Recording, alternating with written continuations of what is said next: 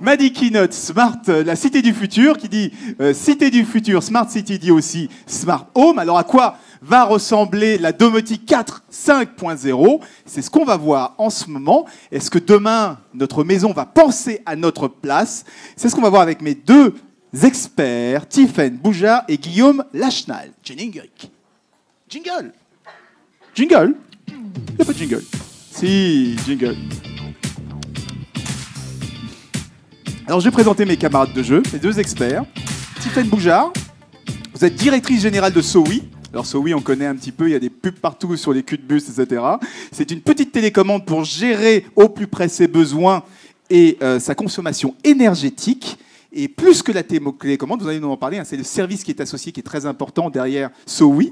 À votre gauche, nous avons Guillaume Lachenal, qui est le fondateur de Miliboo. Alors Miliboo, c'est les meubles dont vous avez tous rêvé. Hein. C'est un spécialiste du meuble connecté. Il propose par exemple un miroir qui affiche la météo et les infos du jour, et un canapé qui fait aussi home cinéma. Donc on a la domotique 4.0 qui va nous être présentée. Alors, avant de parler, quand je dis domotique, je fais ça pour ceux qui ont plus de 40 ans dans la salle. Vous savez que dans les années 80, on parlait d'un truc qui s'appelait la domotique. Ça n'a pas marché du tout. Qu'est-ce qui a changé en 2018 par rapport à cette domotique qui était une espèce de serpent de mer et qui n'a jamais fonctionné? On va commencer par vous, Tiffaine. Qu'est-ce qui change aujourd'hui par rapport à la domotique des années 80, qui a été une foirade totale? Et ça a été une foirade, oui. Alors, ce qui change, et ça n'a pas fini de changer d'ailleurs, parce qu'on est malgré tout qu'au début encore de la smart home en termes d'adoption, en tout cas en France. Ce qui change, à mon avis, c'est la simplicité qui commence à rentrer et dans l'expérience client et dans l'installation, dans l'utilisation au quotidien. Ça, c'est important. Et l'accessibilité. Pour moi, il y a quand même deux freins à la smart home qui sont encore forts aujourd'hui, mais qui sont moins forts aujourd'hui qu'ils n'étaient hier. C'est que, d'une part, ça coûte cher. Encore, les objets coûtent cher. Quand il faut en acheter plusieurs pour équiper sa maison, ça peut coûter très cher. Et la deuxième chose, c'est que les gens trouvent que c'est encore compliqué. On a la perception de complexité. Ils se disent ça va être compliqué à installer, compliqué à utiliser. Et ça, on est en train de lever ces freins au fur et à mesure. Les expériences clients sont meilleures. Les coûts sont meilleurs, on ajoute plus de couches de services au-dessus pour vraiment faire percevoir la valeur, parce que ce qui posait problème aussi, c'était que les gens se disaient mais qu'est-ce que je vais faire de tout ça et comment je vais l'utiliser? Oui. Et donc en expliquant, en apportant de la valeur, en apportant des scénarios à valeur ajoutée, des services un peu en temps réel, tout ça commence à infuser et les gens commencent à comprendre la valeur que ça peut leur apporter. Donc plus simple, plus facile, et on arrive à démontrer de la valeur. Vous êtes sur la même ligne? Oui, je suis assez d'accord avec Tiffaine, mais moi je pense qu'il y a un phénomène assez fort. C'est que pendant 20 ou 30 ans, on a demandé à nos utilisateurs, à nos clients, de s'adapter à la technologie. Oui. Et depuis peu, il y a un phénomène qui est complètement nouveau. C'est que c'est la technologie qui commence à s'adapter à nous, humains. Et on a une courbe d'apprentissage pour l'utilisation des produits typiquement en domotique, aussi bien sur l'utilisation en termes d'installation que sur son utilisation au quotidien, qui a complètement changé. Aujourd'hui, vous installez un équipement domotique extrêmement facilement. Quant à son utilisation, elle a complètement changé aussi. Avec l'arrivée de tous les assistants vocaux, par exemple, qu'on rencontre de plus en plus, vous n'êtes plus en train d'apprendre à utiliser une interface, à devoir utiliser votre téléphone, votre tablette pour accéder à l'information, mais simplement à parler à voix haute. Et avec un phénomène comme celui-ci, notre utilisation de la technologie devient différente et permet des choses qu'elle ne permettait pas avant. Alors, j'entends bien, j'entends très bien ce que vous dites. C'est plus simple, c'est plus facile, c'est plus accessible, notamment avec ces fameuses interfaces vocales. Néanmoins, je ne sais pas qui a des objets connectés dans la salle. Qui a des objets connectés dans sa maison? Beaucoup de gens. La plupart des objets connectés qu'on trouve dans les maisons, corrigez-moi si je me trompe, c'est quand même des gadgets. C'est des outils qui ne servent pas à grand-chose, ce sont des ampoules connectées, souvent. Est-ce qu'on avait, quand vous parliez de démontrer la valeur, est-ce qu'au-delà de la sécurité et de la consommation, de la réduction de la consommation, il y a vraiment des choses utiles à la maison? Alors, on va commencer par vous, parce que vous faites justement la partie énergétique. Exactement. Donc, effectivement, les besoins sur la maison connectée, ils sont encore pas tout à fait au même niveau de maturité selon les thèmes, on va dire. Il y a la sécurité qui est quand même bien connue, dont je ne reparlerai pas, je ne suis pas une spécialiste de ça, mais ça, c'est un besoin assez primaire, oui, la sécurité alarmes, chez soi. Les caméras de visio, tout ça. Il y a effectivement toute la partie maîtrise de la consommation d'énergie. Nous, SOWI, on est une filiale d'EDF, donc on s'est lancé au départ sur ce thème de l'énergie, parce que c'est là qu'on a toute la légitimité et la compétence. Ce que fait SOWI aujourd'hui, c'est permettre aux clients de maîtriser son budget, ses consommations énergie, en pilotant notamment son chauffage, mais aussi, on va plus loin, parce qu'il peut avoir une prévision de son budget. Chaque mois, on va lui dire en fonction des caractéristiques de son logement, des températures qu'il veut de telle heure à telle heure, de ce qu'il a déjà consommé, puisqu'on a les comptes en temps réel, de la météo des prochains jours. En fonction de tout ça, on est capable de lui dire, bah voilà, on est début janvier, fin janvier, tu vas payer 405 € de budget gaz ou de budget électricité avec tout ce système-là. C'est là qu'on démonte la valeur, parce que justement, exactement, on fait des économies. Il voit combien il va payer, et derrière, il peut bouger ses températures. S'il a demandé 20 degrés la journée de telle heure à telle heure, 18 la nuit, etc., il bouge simplement sur notre station ou sur son appli les températures, et immédiatement, ça lui remet à jour son budget. Il dit, bah voilà, vous avez mis 2 degrés de plus, bah vous allez payer 40 € de plus ce mois-ci. Hop, je baisse, comme ça. Voilà, je baisse, et après il peut être alerté si son budget commence à être dépassé. Il peut choisir de piloter par le budget ou par la température, mais il va être alerté. Donc quand on parlait de simplicité, effectivement, il a mis son planning de chauffe. Derrière, on lui dit, voilà, tu vas payer tant. Il peut bouger tout ça comme il veut très facilement. Il peut être alerté si ça dérive. Et à la fin du mois, il va recevoir sa facture de gaz ou d'électricité SOWI, qui va être fidèle à ce qu'il aura piloté tout le mois. Donc c'est une attente forte, parce que le chauffage, c'est quand même 70% du budget énergie, en gros. Donc il y avait une attente quand même très forte sur le fait de pouvoir piloter, et pour le budget et pour le confort. Donc nous, SOWI, on s'est lancé effectivement sur cette partie énergie, mais qui va bien au-delà du budget et des économies d'énergie, pour aller sur le confort. Et ça m'amène à d'autres sujets que celui du pilotage du chauffage, qui sont par exemple la qualité de l'air. Les gens de plus en plus se préoccupent de savoir quelle est la qualité de l'air qu'ils respirent dehors, bien sûr, mais aussi chez eux. Et donc, effectivement, on s'est lancé sur des services avec des capteurs qui permettent de mesurer le CO2, l'humidité de chacune de vos pièces, par exemple, et vous donner les conseils qui vont avec. Donc, on se parlait de smart home versus domotique. Bah, avoir juste les chiffres, ça ne parle pas beaucoup. En revanche, avoir les chiffres, avoir un smiley qui vous dit si c'est bien ou pas, et avoir le conseil personnalisé qui va juste derrière, ça a du sens. Et on parlait d'ampoules connectées qui peuvent être un peu gadgets aujourd'hui. On s'interface avec les ampoules Philips Hue typiquement. Quand votre niveau de CO2 devient critique dans votre pièce, bah, vos ampoules vont clignoter, par exemple. C'est pour une alerte. C'est pour des alertes. Ou par exemple, quand je passe en mode absence parce que je m'en vais de chez moi pour 2 jours, ça me baisse automatiquement mon chauffage, donc je vais pouvoir faire des économies avec ça. Ça m'éteint mes ampoules, et puis elles vont se rallumer aléatoirement 1 heure par soir pour simuler ma présence. Ce que je veux dire par là, c'est que des choses qui peuvent paraître gadgets, si elles sont intégrées dans des véritables scénarios de vie, qui ont de la valeur pour les clients, et surtout qui sont simples, qui permettent de ne pas se prendre la tête à paramétrer plein de choses avec un cockpit très compliqué. Si c'est simple et que ça apporte de la valeur, alors tout ça va prendre du sens. Alors justement, on a démarré sur la sécurité, évidemment. Quand on achetait une nouvelle maison, on essaie de la protéger pour éviter de se faire cambrioler. On a l'aspect économique. On paye très cher en électricité, on paye très cher en chauffage. On a des outils connectés qui peuvent nous aider à baisser la facture. Là, on démontre la valeur. Mais vous avez parlé du confort. Et là, je me tourne vers vous. Cette idée de confort, l'objet connecté peut aussi apporter ce fameux confort.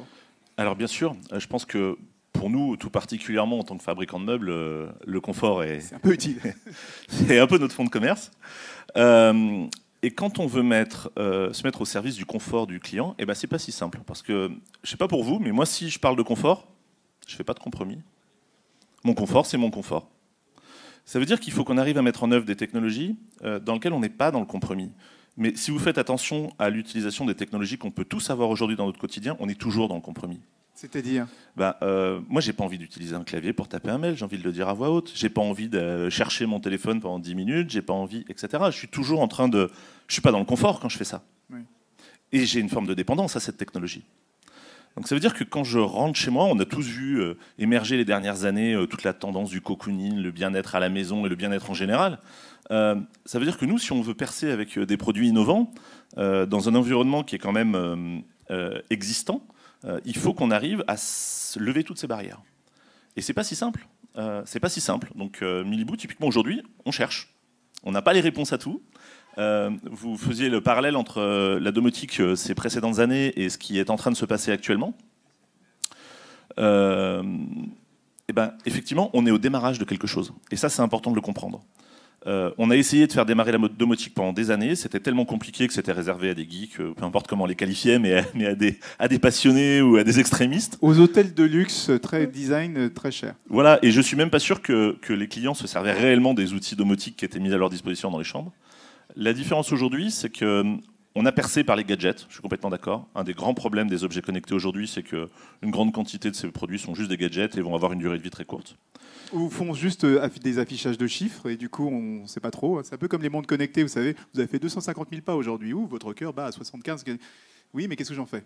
C'est un peu ça, ce qui manque, la dimension, trouver un usage derrière et simplifier. Encore que sur des sujets comme ça, il y a la sensibiliser les gens à l'aspect santé, qui est assez intéressant. Et ce qu'il faut bien voir, c'est que dans la maison connectée de demain, ou du moins celle qui est en train de devenir et de naître là en ce moment, on couvre de nombreux volets. On couvre le volet énergétique, on couvre la santé, parce que demain, on sera capable de détecter le fait qu'une personne âgée soit sur le canapé depuis plus de X heures et de déclencher des alarmes ou des alertes.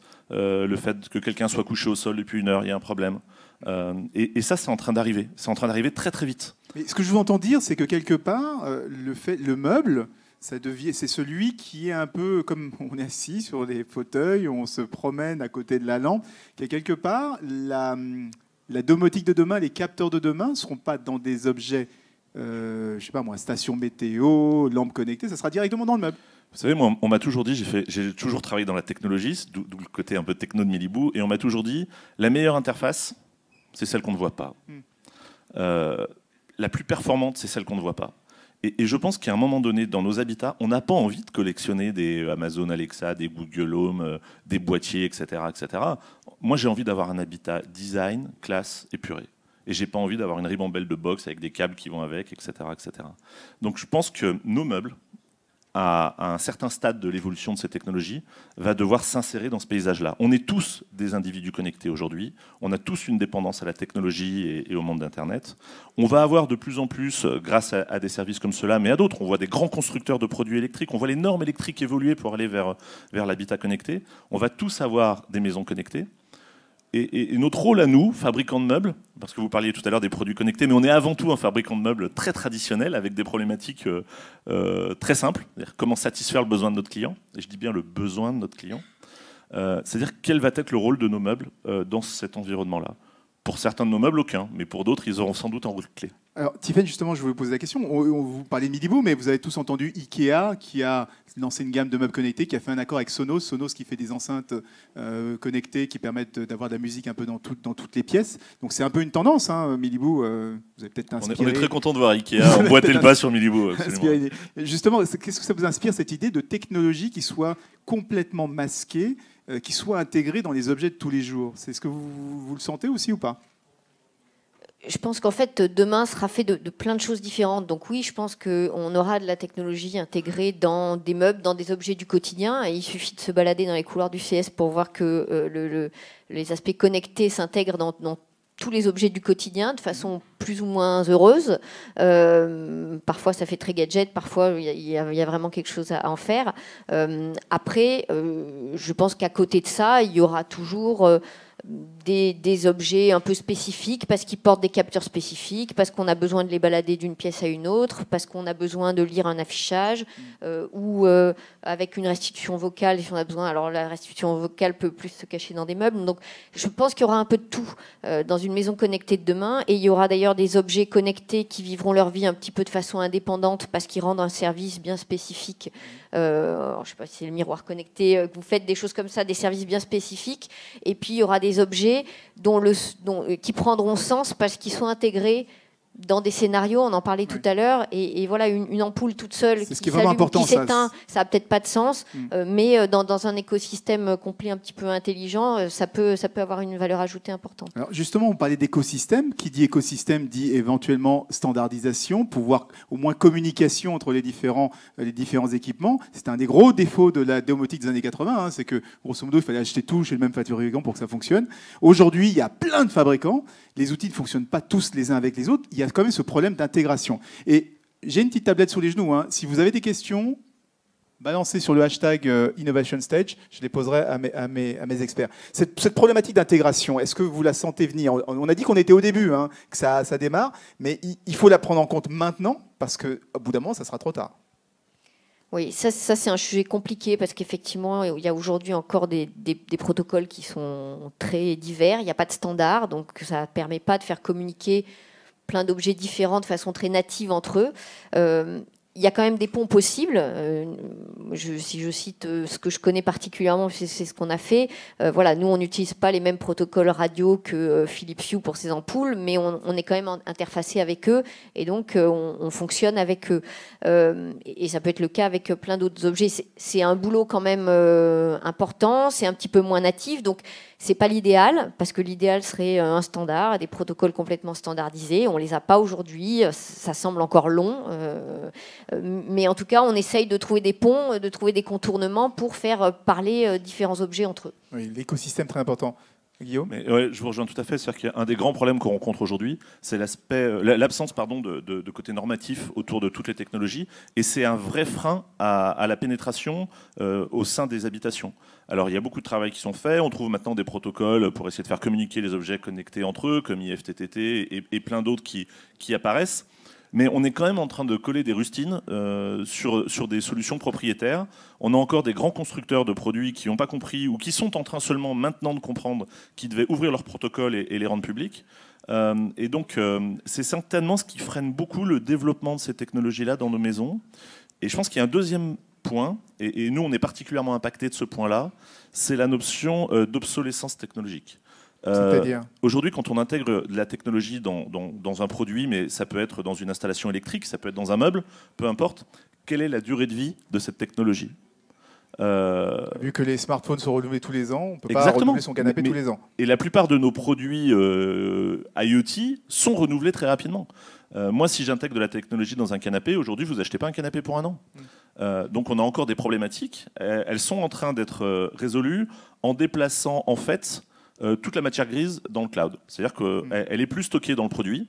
Le produit se limite à un capteur ou un système d'affichage, qu'il soit vocal ou visuel, et on vient délocaliser tout ça quelque part dans des serveurs, et on vient juste chercher l'info et renvoyer l'info. Mais du coup, vous êtes encore plus dépendant des standards. Et donc on est extrêmement dépendant des standards. Donc pour l'instant, on voit des grands consortiums se former, des grands fabricants essayer de mettre au point des protocoles de communication. Aujourd'hui, on est déjà arrivé à standardiser un maximum à travers la norme Wi-Fi, par exemple. Il y a 2 ans, on se posait nous la question de dire « Oh là là, mais si on veut communiquer avec de la domotique, comment on fait ?» Il existe le X10, le Z-Wave, le Zigbee, il y avait 50 protocoles. Aujourd'hui, on se rend compte quand même d'un phénomène, c'est que globalement, tout fonctionne en Wi-Fi ou presque. Donc, c'est déjà beaucoup plus simple pour nous. À partir d'un élément Wi-Fi, on est presque capable de communiquer avec tout. On a le canal, après, il faut se mettre d'accord sur le langage. Exactement, le problème reste le langage. Alors, justement, sur cette histoire toujours d'intégration, on se dit aussi que peut-être que le fameux intégrateur, derrière, ça sera celui qui est dans nos poches, c'est-à-dire soit Google, soit Apple, via le téléphone portable. Tiffaine, vous pensez quoi de cette problématique? Est-ce que ce n'est pas des gros comme ça qui vont finir par imposer des règles à tout le monde? Je pense que beaucoup d'acteurs essayent d'être effectivement le point central, l'agrégateur de cette maison connectée. Il y a beaucoup de choses encore qui vont se jouer. Je pense qu'il y aura quand même un certain nombre de choses qui existeront en parallèle. Donc oui, des acteurs comme Google et Apple et peut-être Amazon essayent effectivement de se positionner. Pour l'instant, ils rentrent sur des morceaux. L'idée, c'est qu'ils soient un carrefour. Hein. C'est ça l'idée. Aujourd'hui, ils n'ont pas encore du tout ce rôle de carrefour. Ils ont le rôle de télécommande pour le moment. Ça vous ennuie, évidemment. Non, c'est pas du tout ça, parce qu'on peut très bien être compatible avec ces gens-là. Moi, je les vois pas comme des concurrents, je les vois comme des partenaires potentiels sur certains usages. Donc, non, c'est pas le sujet, mais c'est pas vraiment le cas aujourd'hui quand même. Dans la vie d'aujourd'hui, HomeKit, dans la vraie vie, ne pilote pas grand-chose. Google, avec son assistant vocal, commence à rentrer. Mais... Alors, on va parler d'Alexa, qui va soi-disant arriver la semaine prochaine en France, qui, lui, a l'impression quand même de ramener quand même beaucoup. Il y a une dynamique très très forte autour d'Alexa. Alexa, j'imagine que vous connaissez. Alexa, c'est l'assistant vocal d'Amazon, qui a une dynamique, un écosystème derrière où énormément d'objets connectés sont capables de parler avec. Enfin, Alexa est capable de parler avec énormément d'objets connectés l'interface est ouverte. Vous en parliez tout à l'heure justement, Guillaume. Est-ce que c'est pas. J'ai parlé de Google et d'Apple qui sont dans nos poches, mais peut-être que c'est finalement Alexa qui va, Amazon donc, qui va être le fameux intégrateur qu'on attend? Vous savez, moi je pense que on aura à terme sans doute et Alexa, et Google, et HomePod. On va parler 3 langues dans la maison? Pas forcément. Pas forcément. Si vous allez voir, juste en dessous, on a une petite démo d'un de nos prototypes qui est une lampe, une jolie petite lampe de bureau en bois. Sauf que si vous lui dites « Ok Google, je voudrais allumer la lumière. Alexa, commande-moi des pâtes. » etc., etc. En fait, cette lampe, elle est compatible avec tous les protocoles. Et elle est capable de parler toutes les langues. Vous ne le voyez pas, c'est juste une lampe. Mais en fait, elle va remplacer toutes ces fameuses boîtes, que ce soit Google Home et les autres. Toujours votre idée, hein, pas d'avoir un équipement spécifique, mais utiliser les meubles de la maison qui soient à l'interface. Parce que finalement, que ce soit Google, que ce soit Amazon ou les autres, c'est des fournisseurs de services. Ils vous vendent un service. Et ça, c'est leur savoir-faire. Et ça, c'est leur métier. Et pour pénétrer l'habitation, qu'est-ce qu'ils ont été obligés de faire? Ils ont été obligés de créer un objet hardware et de le vendre pour rentrer au sein de l'habitation. Mais ça, c'est notre métier à nous, en fait. Oui. Et justement, la notion de service, c'est quelque chose qui vous parle, Tiffany? Bien sûr, et l'interface de la voix est évidemment intéressante. Personnellement, je pense que la voix, ça devrait être un mouvement de fond parce que effectivement, c'est ce que vous disiez tout à l'heure, parfois c'est plus facile de commander à la voix que de taper quelque chose, et c'est plus simple d'avoir une restitution vocale. Parfois, en revanche, c'est plus simple d'avoir une information restituée sur un afficheur parce que en un clin d'œil, on peut voir l'info et que ce serait plus compliqué vocalement. Mais en tout cas, je pense qu'il y a une vraie valeur de cette interface vocale qui effectivement sera compatible après avec plein de services. Idem pour Google. Donc ça, moi, je crois effectivement à la pénétration de la voix dans les foyers. Et alors, différentes études annoncent, mais bon, ça vaut ce que ça vaut. Attention les études. Hein. Voilà, ça vaut ce que ça vaut, mais annoncent qu'effectivement, ça va contribuer à booster le marché de la smart home et l'équipement des foyers, parce que ce sera plus simple, parce que ce sera plus user-friendly. Mais en tout cas, oui, ça va apporter quelque chose de supplémentaire et ça viendra faire l'interface, peut-être avec un certain nombre de produits ou de services. Alors, encore une fois, hein, c'est interactif. Posez des questions. Le hashtag, c'est Innovation Stage. Il y a une question qui vous est adressée.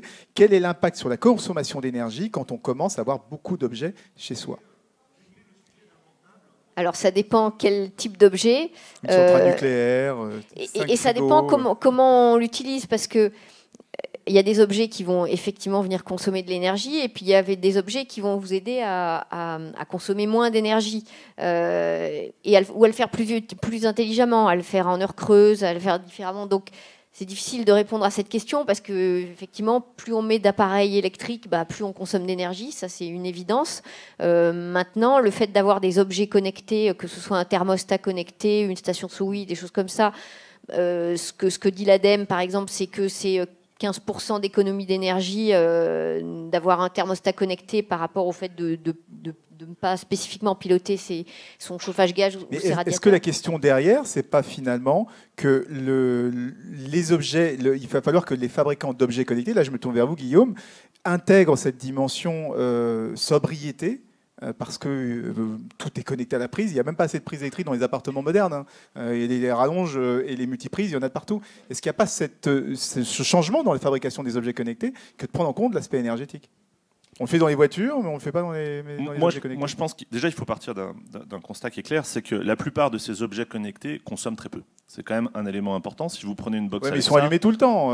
Ils sont allumés tout le temps, ils sont en veille. La consommation d'énergie est relativement basse. Et je rejoins Tiffany sur un point, c'est que si on associe leur utilité à l'économie d'énergie, moi je pense qu'on est très rapidement dans un schéma positif. Si ma maison est capable d'éteindre la lumière, d'adapter la température en mon absence, si j'ai 15 enceintes dans toutes les chambres et 50 télés dans toutes les chambres, des télécommandes et des tablettes sur les accoudoirs comme il y a sur votre canapé, bon, on n'est pas forcément dans l'économie. Là. J'aimerais beaucoup, vous serez un super client pour nous, mais je suis un hôtel design. moi, je pense que la technologie, elle va s'insérer, mais voilà, elle va s'insérer modérément. On va avoir dans les 2 lieux de vie la capacité à avoir un affichage. Si on prend l'exemple du miroir connecté chez nous, il n'affiche rien si vous n'êtes pas devant. Oui. Si vous quittez, vous n'êtes plus devant votre miroir, pouf, il disparaît et c'est un miroir tout à fait normal. Sauf si j'en mets un aussi dans le couloir.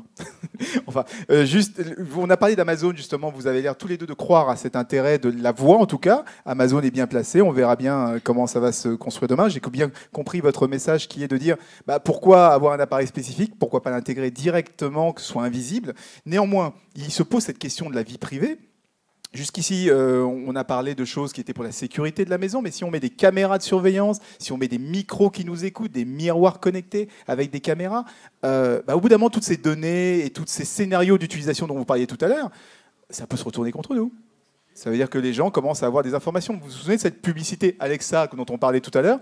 Il y a Burger King, je crois, qui s'est amusé à faire une publicité à la télé qui parlait à l'enceinte connectée, et du coup l'enceinte connectée se mettait à déblatérer des choses positives sur le Burger King est super, etc.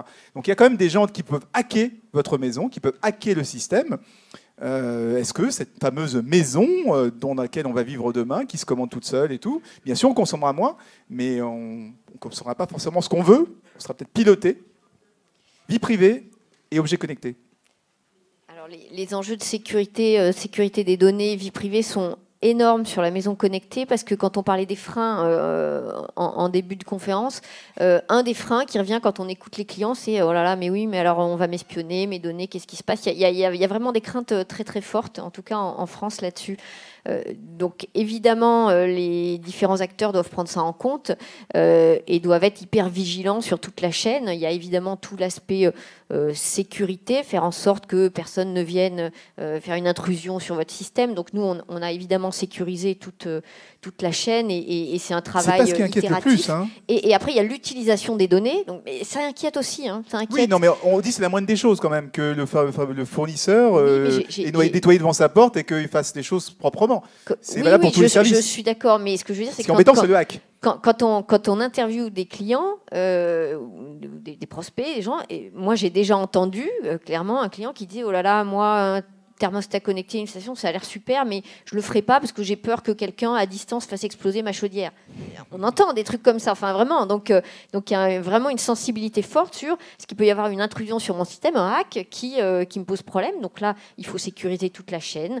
Je vais pas rentrer dans la technique et puis j'en serais bien incapable, mais évidemment, il faut pas qu'elle puisse. Enfin, notre station, elle est pas atteignable de l'extérieur. C'est elle qui va chercher des infos quand elle a besoin. Pas de mot de passe générique. Enfin, il y a plein de choses sur la sécurité. Et après, il y a rassuré sur l'utilisation qui est faite des données, parce qu'effectivement, quand il y a des capteurs, il y a plein de données qui remontent, et ces données, chez nous, ne sont utilisées évidemment que pour rendre le service au client, et c'est quelque chose qu'il accepte. Oui, mais ça n'engage que vous, encore une fois. Ce que je sais que je dis, c'est que nous, on s'engage contractuellement avec le client à ne pas donner les données à d'autres. Je ne dis pas que vous êtes malveillant, c'est pas ce que je dis. Je dis simplement que c'est comme les serrures connectées. Les serrures connectées, je pense que la personne qui a fait cette serrure connectée, elle voulait pas qu'elle soit hackable, mais simplement, elle a été hackée. C'est ça le truc. C'est qu'au finalement, on peut avoir toutes les bonnes volontés, on peut tout faire bien, jusqu'au moment où quelqu'un hack. Non, c'est quand même notre job au quotidien de s'assurer que la sécurité est au maximum et que toutes les barrières ont été mises. Enfin, c'est ça. Il y a des banques qui se font cambrioler. Me dites pas que votre système peut pas être hacké.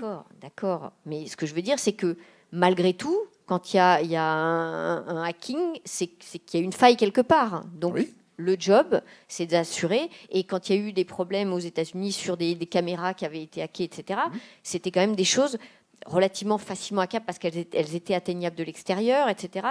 Ce qui est sûrement pas le cas de plein de choses. Moi, je parle que de ce que je connais, mais en tout cas, nous, on a assuré qu'on ne pouvait pas être dans ce type de cas de figure. Cette volonté-là. Mais c'est hyper important, bien sûr. Guillaume. Mais moi, je pense que la notion de sécurité, au sens vraiment ne pas faire exploser sa chaudière, oui, elle est importante. Elle passera, on le disait tout à l'heure, par la standardisation d'un certain nombre de protocoles, parce que plus ils sont multipliés, plus on multiplie les risques. Mais au-delà de ça, le risque existe, et il existera. Aujourd'hui, on n'a pas de passage piéton qui soit 100% sécurisé. On découvre encore des failles dans des systèmes informatiques qui dans existent des microprocesseurs depuis très longtemps, bien depuis sûr, 20 ans. Exactement. Donc, il ne faut pas se voiler la face. La technologie a plein d'avantages. Elle a aussi certains inconvénients, elle comporte certains risques. J'écoutais tout à l'heure la keynote sur l'intelligence artificielle. L'utilisation qu'on fera de l'intelligence artificielle comporte des risques. À nous de les limiter, à nous de mettre en place les garde-fous nécessaires. Et pour le deuxième volet qui consiste à se préoccuper fortement de la sécurité de ces données personnelles et de l'information en elle-même de la data, moi, je fais déjà un premier constat à mon niveau, c'est que la plupart des gens qui s'en inquiètent fortement, tout particulièrement en France, sont des gens qui ont un téléphone Android avec Facebook installé dessus et qui se promènent avec. Je pense que la Smart Home, vu la masse d'informations que révèle déjà leur téléphone, elle ne va pas communiquer beaucoup plus d'informations confidentielles. Vous pensez que c'est un argument qui va sécuriser Non. et satisfaire Je pense certaines personnes en disant vous donnez déjà beaucoup d'informations de votre plein gré, donc c'est pas grave. Non, si à je la pense que maison, c'est une évolution votre- culturelle. Il y a 2 points. Il y a un vrai point de vigilance sur la donnée personnelle, et je suis le premier à la défendre. Moi, en tant que chef d'entreprise, on a une politique interne qui est très stricte sur la façon dont on utilise les données de nos clients. Vous l'avez peut-être lu, Miliboo a été le premier à ouvrir des points de vente connectés et à rassembler toute l'information qu'on avait en ligne de nos clients avec les expériences dans le lieu physique. On a fait très attention à être très respectueux de cette information-là. Donc je suis vraiment un défenseur de ça. Mais je pense qu'il y a aussi un phénomène, c'est que nous, on est tous en train d'évoluer sur notre donnée personnelle. Et on commence à avoir de plus en plus, il n'y a qu'à voir le succès de Facebook ou d'autres outils comme cela, à être moins prude sur nos informations qui nous concernent. Donc les mentalités changent, néanmoins il faut rester extrêmement vigilant sur cette question-là parce que ça peut être un facteur bloquant de l'adoption de ces produits. On cherche un standard, ça permettra au marché de se développer, mais on est encore au balbutiement de cette fameuse maison qui pense à notre place. Merci beaucoup Tiffaine, merci beaucoup Guillaume. Merci à vous. Il y avait des questions encore, mais bon, on a un temps limité. Et ces questions, je vais les passer automatiquement tout de suite aux intéressés. Ils vont répondre à vos questions. C'est les questions de Maud et de Linda. Merci, on peut les applaudir encore une fois.